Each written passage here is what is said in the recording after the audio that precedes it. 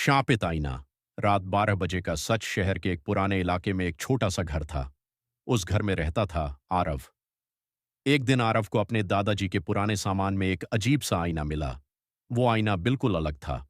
उसका फ्रेम काला था और उस पर कुछ अजीब निशान बने हुए थे।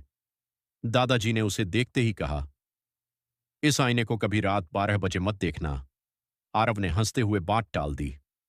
पहली रात, उस रात ठीक 12 बजे आरव को नींद नहीं आ रही थी। उसे दादाजी की बात याद आई और जिज्ञासा में वो आईने के सामने खड़ा हो गया। जैसे ही उसने आईने में देखा, उसका चेहरा धीरे धीरे बदलने लगा। उसकी आंखें काली हो गईं, चेहरा सड़ने लगा और पीछे एक परछाई खड़ी थी। आरव डर के मारे पीछे हट गया। अगले दिन सुबह सब कुछ नॉर्मल था। आरव ने सोचा शायद वो सपना था, लेकिन उसके हाथ पर एक खरोंच थी जो उसने रात में आईने में देखी थी। अब उसे डर लगने लगा। दूसरी रात फिर से 12 बजे इस बार आईने से आवाज आई, तुमने मुझे देख लिया है, अब तुम बच नहीं सकते। आईने में उसका चेहरा नहीं, बल्कि एक भयानक आत्मा दिख रही थी। वो आत्मा धीरे धीरे आईने से बाहर आने लगी।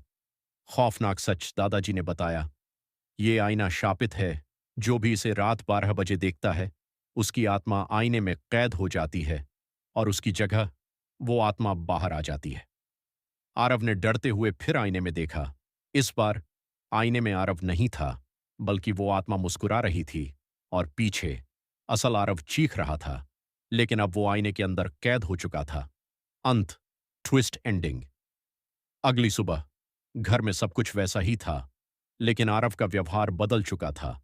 उसकी मुस्कान, उसकी आंखें, सब अजीब थीं।